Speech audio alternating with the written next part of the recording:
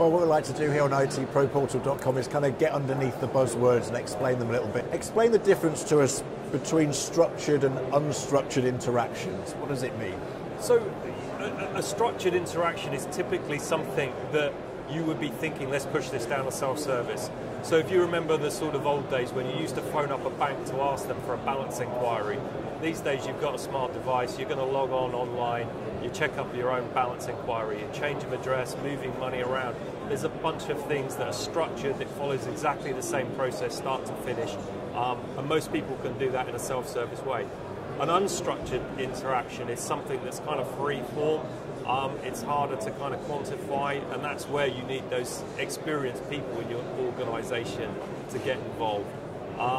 And the interesting piece is, if you kind of get this approach right, so that you get the self-service piece of the story right, you've actually as a business reduced your costs because the customer is self-serving. There's very little cost to that once the systems are in place, which means the money you've saved there, you can redeploy to use higher value, higher cost people to help solve those unstructured problems.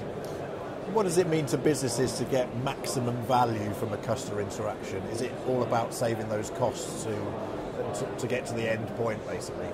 I think really most companies probably need to look at that the other way around and say, what's the maximum value for the customer in this interaction? There was a really interesting piece of research done by the Harvard Business Review, which talked about the fact that customers don't expect customer service excellence. What they do expect is consistent good service.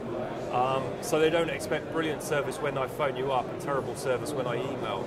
They want good, consistent, solid kind of customer service, and they want to put the least amount of effort in as possible. So if you imagine yourself, for example, on Amazon, they've done a huge amount of the thinking for you. The number of clicks it takes for you to go from finding something to having bought something is the smallest number possible. You have to put very little effort in to get what you want, and that's why they have a loyal customer base that buys more and more off of them. The moment you start introducing customer effort, the moment you start making customers work for it, they start to become dissatisfied and ultimately disloyal and move to a competitor. How do you advise businesses measure the success of implementing schemes like this? I think the measurement thing is where there is, again, a massive disconnect.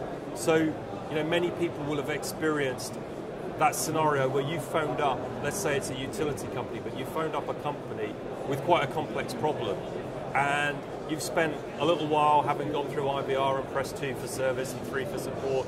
You've eventually got to somebody that you think is going to solve your problem. You explain the problem to them. The person on the end of the phone is measured on average handle time. They're meant to deal with that phone call in 1 minute, and their personal paycheck at the end of the week is based on how many calls they've got through. The moment they engage with you, they realise this call could go on for hours. It's really difficult, it's really complex. So having gone through all that painful process of queuing and pressing 1 and 2 and all the rest of it, you get to someone and they hang up on you. So terrible kind of customer experience. And that behaviour is driven by having the wrong metric in place. So when you deal with a customer service representative that isn't measured that way, because they're not trying to get you off the phone quickly, they're not trying to route you around the company as a human switch, they're trying to solve your problem. And that's the difference. So would you recommend businesses actually go and look at the way they structure their business as well as the way they implement customer engagement as part of one story? Absolutely. I think you need to look at it and figure out what can you push down a self-service path and how efficient and easy can you make that for the customer to self-serve. Once you have that piece right, look at the unstructured stuff and say, who in your company is actually best placed to solve it? And it may not be the classically kind of trained people in the contact centre, it may be people further afield in mid-back office, and those people cost more, but you have to kind of accept, I saved a chunk of money over here, and I'm prepared to reinvest it over here to keep that consistency of customer service going. Are there any risks to businesses in all of this? Is there any pitfalls they really need to be careful of? I think one of the pitfalls is people quite often think that more channels is a good thing. And we worked with an organisation who opened all channels up to all people. And what they ended up doing was kind of increasing customer effort, increasing customer cost, and losing customers.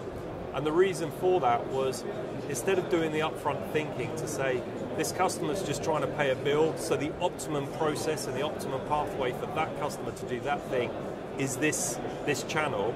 Instead of doing that, they gave the customer every possible channel possible to do that interaction. And they ended up creating lots of channel toggling and hopping, which increases time, increases customer effort, and increased cost.